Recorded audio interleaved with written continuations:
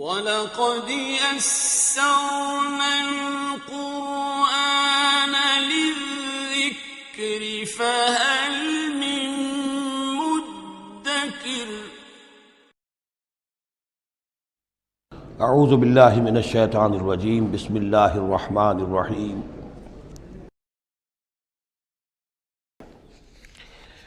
اب سورہ زخرف آ رہی ہے۔ یہ سورہ زخرف اور اس کے بعد سورہ دخان ہے، یہ بھی ایک بہت حسین جوڑے کی شکل میں ہے، اور دونوں جو ہے شروع ہوئی ہیں حامیم والکتاب المبین، اگلی سورت بھی سورہ دخان بھی، اور دونوں میں ایک اور شے جو قدر مشترک ہے کہ اس قرآن کا ام الکتاب میں ہونا وہ اس سورت میں ہے، اور اس کا پھر لیلہ مبارکہ میں نازل ہونا وہ سورہ دخان کے شروع میں ہے۔ تو یہ بھی ان دونوں کے اندر یہ ایک معنوی نسبت ہے، کمپلیمنٹری۔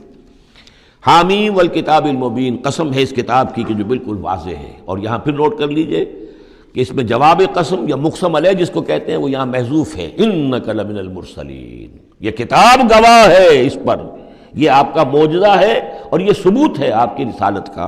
حامیم والکتاب المبین، قسم ہے اس کتاب واضح کی، کتاب جو واضح ہے کہ آپ اللہ کے رسول ہیں، گواہ ہے یہ کتاب مبین کہ آپ اللہ کے رسول ہیں۔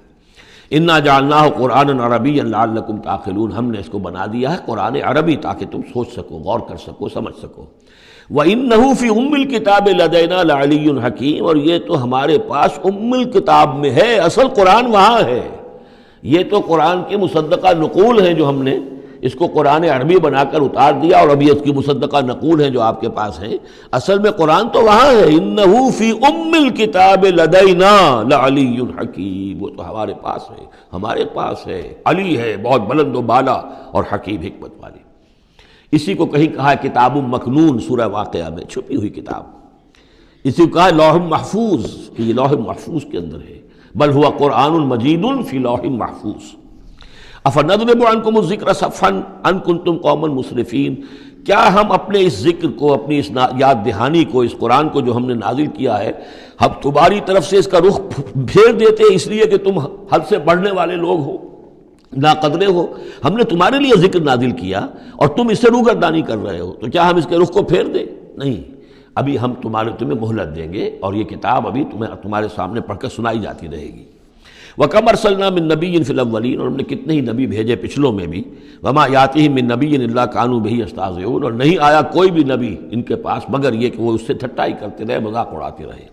فَأَهْلَكْنَا أَشَدَّ مِنْهُمْ بَطْشًا، اور پھر ہم نے جو ان سے بہت زیادہ زور آور تھے، جن کی پکڑ بڑی مضبوط تھی، ہم نے ان کو ہلاک کر دیا۔